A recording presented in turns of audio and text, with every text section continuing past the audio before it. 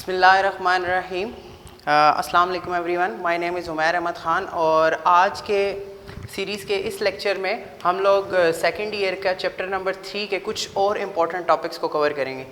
ये टॉपिक्स जो हैं वो इसलिए भी इम्पॉर्टेंट हैं क्योंकि मैनिपुलेटर्स का टॉपिक आपका काफ़ी दफ़ा पेपर्स में आ चुका है। या तो ये आपका MCQs का कोई ना कोई पार्ट होगा या शॉर्ट क्वेश्चन के अंदर ये लाजमी आता है, ठीक है। अब बेसिकली मैनिपुलेटर्स होते क्या हैं, वो किस तरह से काम करते हैं, उसको आज हम डिटेल में डिस्कस करेंगे। तो सबसे पहले डिस्कस करते हैं कि इसकी डेफिनेशन क्या होती है। बेसिकली मैनिपुलेटर्स क्या होता है। मैनिपुलेटर्स आप यूज़ करते हैं फॉर फॉर्मेटेड आउटपुट, ठीक है, किसी भी आउटपुट को फॉर्मेट करने के लिए, ठीक है, स्टाइलिंग करने के लिए, ठीक है। फॉर एग्जांपल आप लोगों ने अगर नेक्स्ट लाइन पे जाना है, ठीक है, तो आप मैनिपुलेटर्स का यूज़ करेंगे। अगर आप लोगों ने किसी की मिनिमम फील्ड सेट करनी है, ठीक है, उसकी अलाइनमेंट करनी है, राइट अलाइनमेंट करनी है, लेफ्ट अलाइनमेंट करनी है, या आप लोगों ने उसको फ्लश करना है, तो there are number of manipulators that are available in C++। लेकिन इस कोर्स के अंदर हम सिर्फ दो ही मैनिपुलेटर्स को पढ़ेंगे। The first one is endl and the second one is setw, ठीक है जी। अब सबसे पहले हम लोग बात कर लेते हैं एंडल की, कि एंडल बेसिकली क्या चीज़ होता है, ठीक है। एंडल के ऊपर अगर आए, इसमें स्मॉल में लिखा जाता है आपके पास, ठीक है। और एंडल बेसिकली कहाँ पर आप यूज़ कर सकते हैं, ये आप जो है वो सी आउट की स्टेटमेंट के अंदर यूज़ कर सकते हैं। लास्ट लेक्चर में हम लोगों ने देखा था बड़ी डिटेल के अंदर कि सी आउट की स्टेटमेंट कैसे यूज़ की जा सकती है प्रोग्राम में, ठीक है, और उसके अंदर क्या क्या चीज़ें जो है वो हम यूज़ कर सकते हैं। अब for example endl means end line, ठीक है, यानी कि ये क्या करता है कि जहाँ पर भी ये लगा हुआ होता है तो ये कंपाइलर को इंस्ट्रक्शन देता है कि now the cursor has been move to the beginning of next line, ठीक है, कि वो कंपाइलर क्या करेगा, नेक्स्ट लाइन की बिगनिंग के ऊपर आपका कर्सर जो है वो मूव करवा देगा, ठीक है। This is the purpose of endl, ठीक है। ये सेम इसी तरह से काम करता है जिस तरह से आपके पास \n एस्केप सीक्वेंस काम करता है। हम लोगों ने लास्ट लेक्चर में एस्केप सीक्वेंस का टॉपिक पढ़ा था, उसके अंदर हमारे पास पहला जो एस्केप सीक्वेंस था वो \n था। तो ये बिल्कुल उसी तरह से काम करता है जिस तरह \n भी आपके पास सी आउट के अंदर यूज होता है, मैनिपुलेटर्स भी आपके पास एंडल जो है वो सी आउट के अंदर यूज करते हैं हम लोग। अब क्वेश्चन इज, काफी सारे स्टूडेंट्स पूछते हैं कि जब हमारे पास \n मौजूद है, so what is the basic difference between endl and \n। आज हम उस पर भी थोड़ी सी डिस्कशन करेंगे कि बेसिकली \n और एंडल जो है वो बेसिकली किस तरह से काम करते हैं, दोनों एक जैसे हैं, डिफरेंट हैं, या उनका बेसिकली क्या चीज़ पर्पस है, ठीक है। अगर हम फॉर एग्जाम्पल एक छोटा सा प्रोग्राम लिखते हैं सी का, ठीक है, फॉर एग्जाम्पल अब ये देखिए मैंने एक छोटा सा बेसिक स्ट्रक्चर लिखा है, ठीक है, C++ की प्रोग्रामिंग का, ठीक है, जिसमें ये आपको प्री प्रोसेसर डायरेक्टिव्स नजर आ रहे हैं, ये रिटर्न टाइप है, ये मेन फंक्शन है, these are the delimiters and this is the body of the main function. अब body of the main function के अंदर मैं एक छोटी सी लाइन लिखूंगा, मैं लिख रहा हूँ सी आउट हेलो।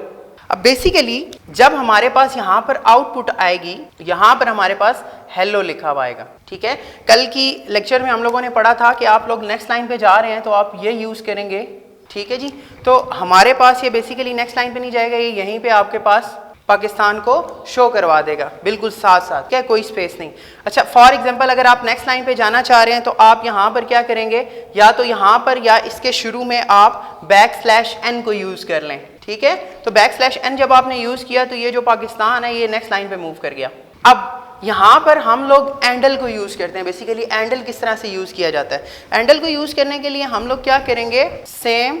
सो हम लोगों ने क्या किया कि हम लोगों ने इसको क्लोज किया और हम लोगों ने ये इंसर्शन ऑपरेटर को यूज़ किया।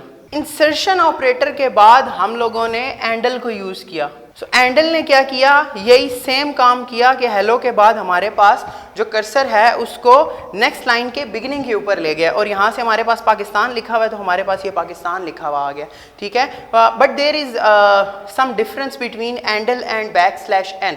पहली चीज़ ये है कि \n क्या चीज़ है, \n एक करेक्टर है, ठीक है जी, जबकि जो एंडल है वो एक मैनिपुलेटर है। ये इसका पहला डिफरेंस हो गया। सेकंड इसका डिफरेंस के \n को हमेशा जो है वो डबल कोट्स में लिखा जाता है, ठीक है। एंडल को जो है वो डबल कोट्स में नहीं लिखा जाता और ये जब भी यूज़ किया जाएगा साथ इंसर्शन ऑपरेटर लाजमी आएंगे, ठीक है। ये मैनिपुलेटर को यूज़ करने का तरीका है। इसका जो तीसरा डिफरेंस है जो सबसे ज़्यादा इंपॉर्टेंट है, जो आपकी बुक में आपको नहीं मिलेगा, ये बेसिकली \n क्या इनका पर्पस सेम है, तो नहीं, ये दोनों डिफरेंट वे से काम करते हैं। अगर आप बैक स्लैश एन की बात करें तो आपके पास बैक स्लैश एन जो है वो फ्लश को यूज़ नहीं करता, जबकि जब आप एंडल को यूज़ करते हैं तो एंडल क्या करता है कि नेक्स्ट लाइन पे जाता है और साथ ही आपके पास आउटपुट के अंदर जो भी क्यूज़ में है उसको फ्लश भी कर देता है। अब फ्लश बेसिकली क्या चीज़ है? एफ फ्लश एक फंक्शन है, ठीक है, जो कि बेसिकली करता है किस तरह से काम है, ठीक है। अब फॉर एग्जांपल आपके पास कोई वर्ड का डॉक्यूमेंट है, आपके पास कोई एक्सेल का डॉक्यूमेंट है, अगर आप उसके अंदर काम कर रहे हैं और आपने डाटा सेव नहीं किया तो आप अगर उसको मिनिमाइज करके जहां पर आपके पास वो रिक्वायर्ड फाइल पड़ी हुई है, अगर आप वहां पर जाएंगे तो आपके पास एक टेम्परेरी फाइल बनी हुई होगी। टेम्परेरी फाइल बेसिकली क्यों बनती है? क्योंकि वो मेमोरी बफर के अंदर वो सारी चीज़ें होती हैं, ठीक है। अगर आप लोगों के पास कोई भी चीज़ फॉर एग्जांपल डिलीट हो जाती है तो वो जो बफर के अंदर पुरानी इंफॉर्मेशन है वो आपको शो कर रहा होता है। ज़्यादातर जो हम फ्लैश की जो मैनिपुलेटर्स को वो यूज़ करते हैं वो हम फाइल हैंडलिंग के अंदर यूज़ कर रहे होते हैं। फॉर एग्जांपल हमने कोई भी फाइल बनाई, उसके अंदर कोई कैरेक्टर सेव करवाया और वो कैरेक्टर हमें शो नहीं हो रहा होता, वो क्या करता है, मेमोरी बफर के अंदर जो पुरानी चीज़ें पड़ी हुई होती हैं वो हमें शो कर रहा होता है। सो उसके लिए हमारे पास जो है वो बफर जो है वो लाजमी उसको बफ करना पड़ता है, ठीक है। लेकिन यहाँ पर हमारे पास एंडल क्या करता है कि हर टाइम जब भी एंडल लगा हुआ होगा किसी लाइन के एंड पे, ठीक है, या किसी भी सी आउट की स्टेटमेंट पे, तो वो उसको एफ फ्लश का फंक्शन भी साथ कॉल करेगा, यानी कि बैक स्लैश एन जो है वो एफ फ्लश का फंक्शन साथ कॉल नहीं करता, जबकि एंडल का जो फंक्शन है वो साथ मेमोरी को फ्लश भी करता रहता है।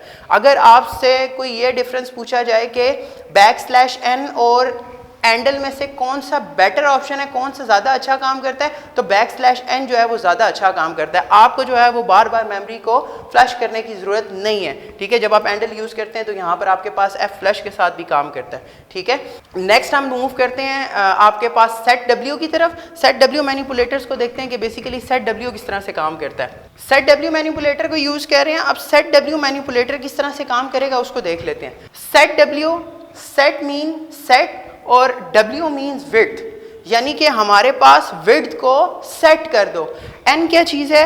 Here n is a number of integer, ठीक है, जो कि मिनिमम फील्ड विड्थ को स्पेसिफाई करवाता है। कितनी मिनिमम फील्ड विड्थ को स्पेसिफाई करवाएगा वो हमारे पास ये नंबर ऑफ इंटीजर बताएंगे, n की वैल्यू हमारे पास बताएगा, ठीक है। इसके दो पार्ट्स हैं, एक आपके पास ये सेट और देन W मीन्स विड्थ, ठीक है, यानी कि आपके पास ये मिनिमम फील्ड विड्थ को स्पेसिफाई करता है। और एक जो इसका मेन फंक्शन है कि बेसिकली इसका फंक्शन क्या करता है, ये आपके पास अलाइनमेंट करता है। अलाइनमेंट हमारे पास तीन टाइप की होती है, एक आपके पास सेंटर अलाइनमेंट, एक आपके पास लेफ्ट, एक आपके पास राइट अलाइनमेंट और एक आपके पास जस्टिफाइड अलाइनमेंट।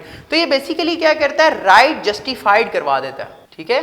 तो बेसिकली क्या करता है कि राइट साइड से उसको अलाइन कर देता है, ठीक है। इस फंक्शन को यूज़ करते हैं कि ये बेसिकली किस तरह से काम करता है, ठीक है।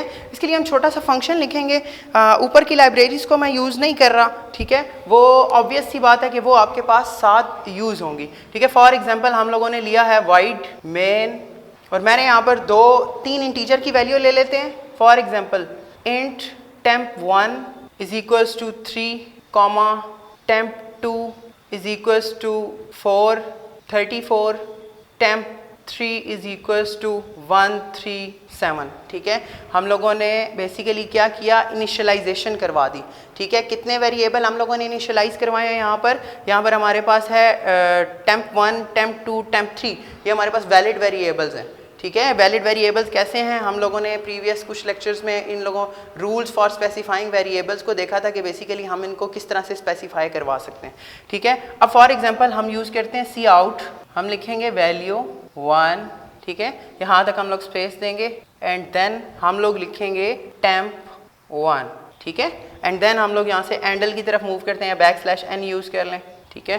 Then cout value 2, temp2 endl and then cout value 3, temp3 endl and then get ch, ठीक है जी। आप लोगों ने ये मैंने कुछ स्टेटमेंट्स लिखी हैं। अब बेसिकली क्या हुआ, मेमोरी के अंदर थोड़ा सा चीज़ें डिस्कस कर लेते हैं, ठीक है। दिस इज़ योर रैम, ठीक है। तो रैम के अंदर बेसिकली क्या हुआ कि ये तीन वेरिएबल्स के लिए जगह बना दी उसने हमारे पास।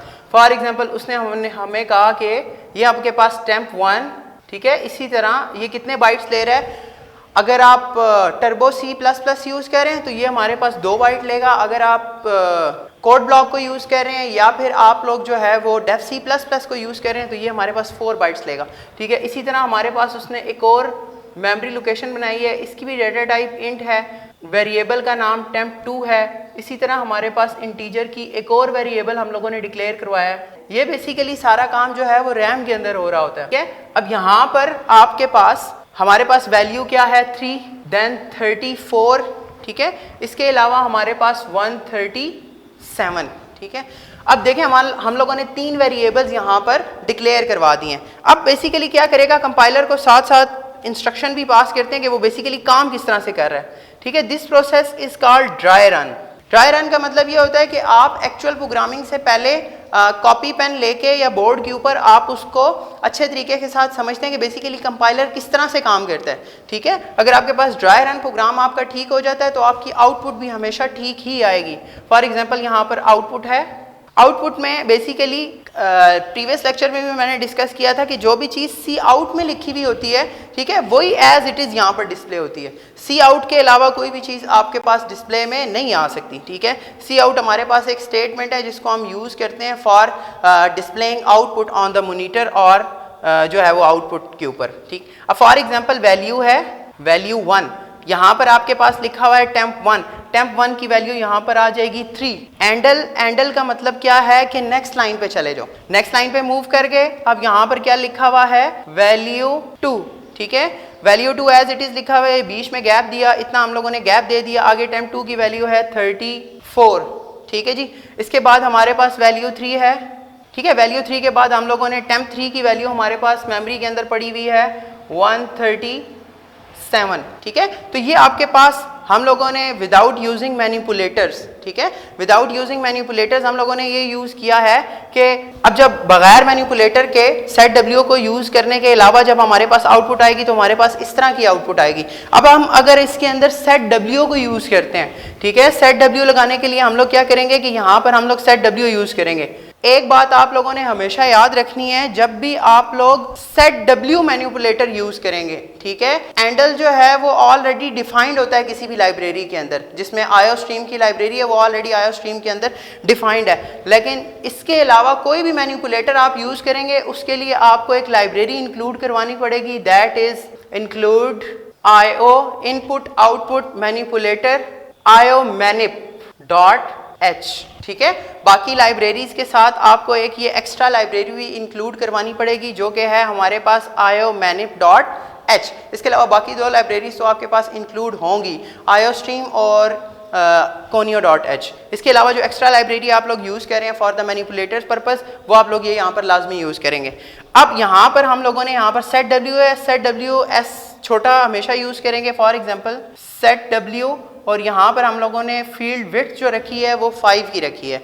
अब 5 क्या करेगा, वो राइट साइड से, अब इसकी जो एसोसिएटिविटी है, ठीक है, यानी कि ये कौन से एंगल पे काम करेगा, ये हमेशा राइट टू लेफ्ट हमारे पास मूव करता है। यानी कि क्या करेगा, ये आउटपुट हमेशा कहाँ से लेकर आएगा, राइट से लेफ्ट की तरफ, ठीक है। अब राइट के ऊपर जो 5 जो हमने इंटीजर की वैल्यू दी है उसको हमारे पास जस्टिफाइड करवा देगा, यानी कि राइट जस्टिफाई करवा देगा, यानी कि उसकी अलाइनमेंट जो है वो राइट साइड से स्टार्ट करवा देगा, ठीक है। प्रीवियस अगर आप इस आउटपुट को देखें, ठीक है, ये हम लोगों ने क्या किया था, ये हमारे पास विदाउट यूजिंग सेट डब्ल्यू, ठीक है। तो ये हमारे पास without using set W output आ गई है। अगर हम इसकी आउटपुट देखना चाहें सेट डब्ल्यू के साथ, तो सेट डब्ल्यू के साथ बेसिकली हमारे पास जो आउटपुट आएगी उसको हम यहाँ पर लिखते हैं, ठीक है।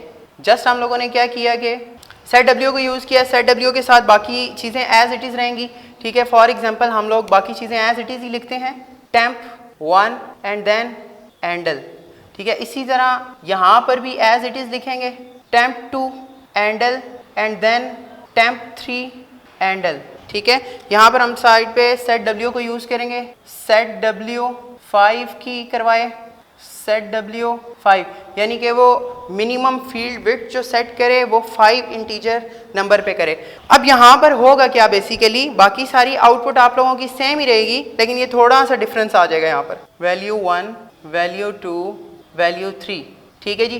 अब देखें 3 यहाँ पर स्टार्ट हुआ, ठीक है, दूसरा जो वर्ड आपके पास स्टार्ट हो रहा है वो यहाँ पर 4 3 करेगा, ठीक है, एंड देन आपके पास यहाँ पर 7 3 1। अगर आप गौर से देखें तो इसने क्या किया कि ये राइट साइड से इसको अलाइन कर दिया, ठीक है। तो ये बेसिकली सेट डब्ल्यू क्या कर रहा है, ये बेसिकली मिनिमम फील्ड विड्थ को सेट कर रहा है राइट साइड की अलाइनमेंट के ऊपर। तो बेसिकली इस आउटपुट में डिफरेंस क्या हुआ, ये हम लोगों ने विदाउट यूजिंग सेट डब्ल्यू पढ़ा था। तो इसमें क्या हुआ कि इसने बेसिकली बाय डिफॉल्ट जो है वो इसी तरह से आउटपुट आएगी, ठीक है। लेकिन अगर आप जब सेट डब्ल्यू को यूज़ करते हैं तो सेट डब्ल्यू के अंदर बेसिकली क्या होता है कि वो राइट साइड से उसको जस्टिफाई कर देता है, ठीक है, उसकी राइट अलाइनमेंट को सेट कर लेता है, ठीक है। तो ये आपके पास जो है वो मैनिपुलेटर है। एक और इम्पॉर्टेंट बात कि जब आप सेट डब्ल्यू को यूज़ कर रहे होते हैं तो आपके पास ये लाइब्रेरी मस्ट है, इसके अलावा जो है वो आप इसको यूज़ नहीं कर सकते, वरना आपके पास एरर आ जाएगा